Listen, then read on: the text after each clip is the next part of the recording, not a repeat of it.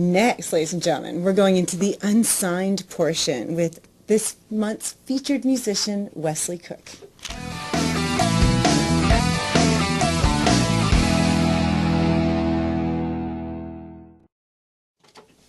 Haha. Hi. He caught the cue. Like any good musician, last minute he's like, I'm in. He's like, what? What? That's All how it right. worked. Ladies and gentlemen, introducing you, or possibly reintroducing you. I'm sure many of you probably know who Wesley is, but if you don't, he's a popular Atlanta singer-songwriter who has shared the stage with such acts as Zac Brown, Sublime, Rachel Platten, A Great Big World, Tonic, Santigold, Edwin McCain, and many more. Rolling Stone says, upbeat positivity is a West constant in his music and in his attitude. Where did you hear that stuff? Media. He's received awards from the Georgia Music Awards, Jezebel Magazine, Athena Music Awards, and I know this past Saturday you just had another nomination at the Georgia Music Awards, although... Well, this was the Georgia Entertainment Gala. Oh, sorry. And it stopped that nomination. I didn't win jack squat. I didn't win jack. You're still a winner. You're still a winner. I don't care, man. It was cool. It was cool anyway, Did you get a man. few free drinks out of it? What? Yeah. Yes. Yes. That's why I just posted about getting back to the gym, because I was like, oh, God, where am I? What am I doing with my life? Exactly. You got to phase back in. Yeah, totally. It has to feel good that so many people embrace your music. You are constantly out and about in different venues and working. And I know you donate a lot of your time to different causes and different outreaches. I saw your little ID badge today for Northside Hospital, was it? Yes. Yeah. I played in their lobby like a couple of weeks ago, and just to do something. So they were like, all right, well, this is kind of different. We don't really know who you are or what you do, so why don't you come in and just kind of see whatever.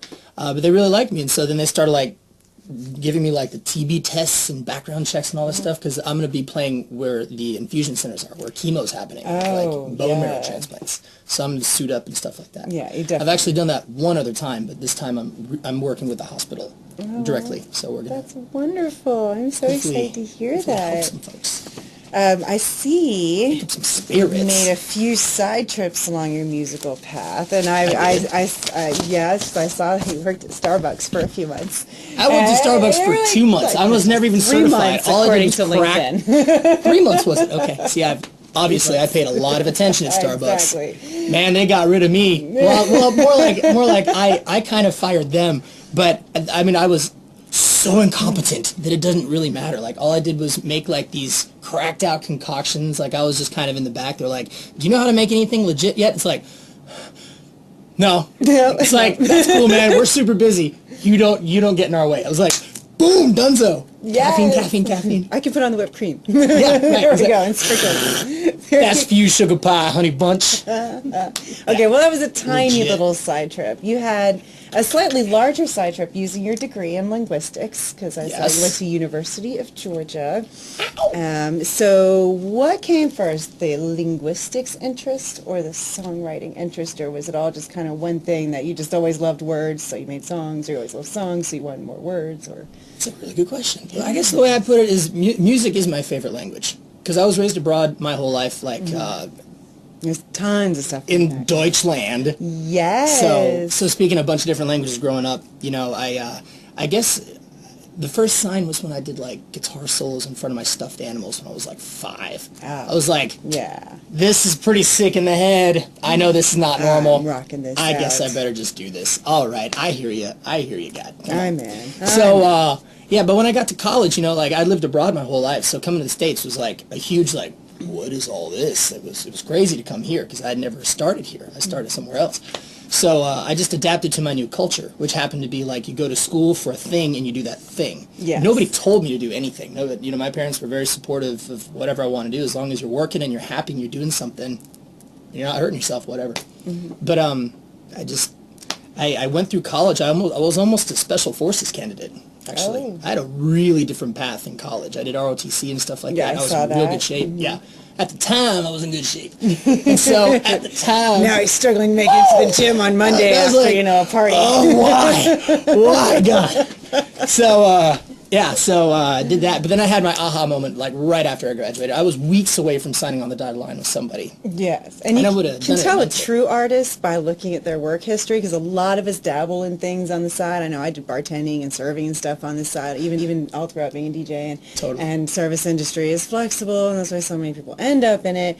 But you did work for about a year in your linguistics profession. Yeah, because I did graduate. Yes, because you might as well use it a little bit somewhere. Kinda. Plus, it was off the wall. Like, how in the hell did I get a job doing linguistics? Yeah. What is that? I mean, I went to college for it, but it's like, where do you do that? They're like, well, you're in good shape, so why don't we teach you to shoot stuff in different languages? It was like, okay, that makes sense. Why not? Let's do it. Shout my own. And I was like, wait a minute, I don't like shooting stuff.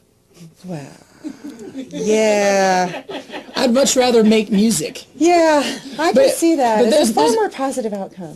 Much more positive. But there's like a little nugget of stuff and everything. Not everything is linear, because I thought that I was supposed to do this linear thing and train, and I was, doing hardcore stuff. Like, I was doing like cold water conditioning, because you have to do Arctic training, jungle training, warfare, all that stuff. And so, so I would get in the shower during wintertime and then go outside wet and run in shorts. Just like... My Florida blood just curdled a little I'm sure it did. I'm sure it did. You said what? But the point is that, like, I learned all this hardcore, like, difficult stuff, but it wasn't linear to do this. It was to make me mentally tough to do this. Right. And it just became apparent afterwards. Those little pieces you pick up along the way really influence your current moments sometimes. Your wisdom far beyond your years. Oh, so far beyond your years. Methuselah, I've not, but I've got a few little grains and nuggets in there. That's baloney. Okay, so you released your music on your Little Son's label, your Little Son Records label. Yes. How was the journey to creating your own label? Because not everybody wants to undertake self-publishing.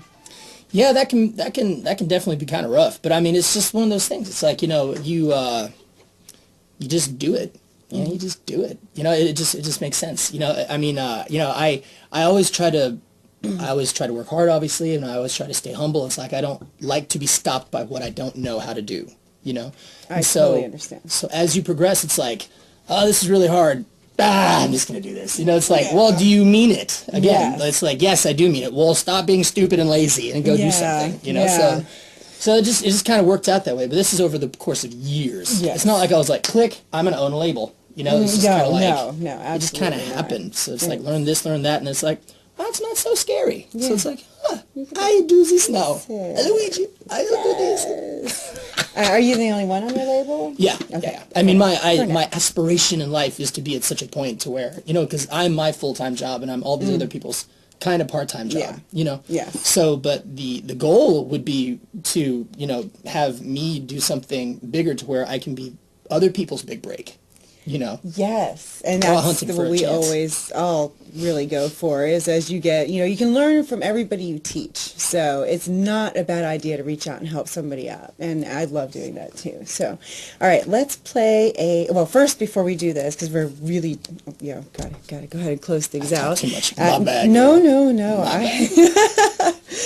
First of all, what's the best way for people to find out more about you? WesleyCook.com is the mothership. That is for sure. You will find it all. Right. Facebook, Instagram, Twitter, whatevs. I'm easy to find. Yes, probably eating pizza somewhere. Yeah, probably. And I saw your pizza pictures. Yeah. The real halftime show? Yeah. Me embarrassing myself at a pizza place? Yes.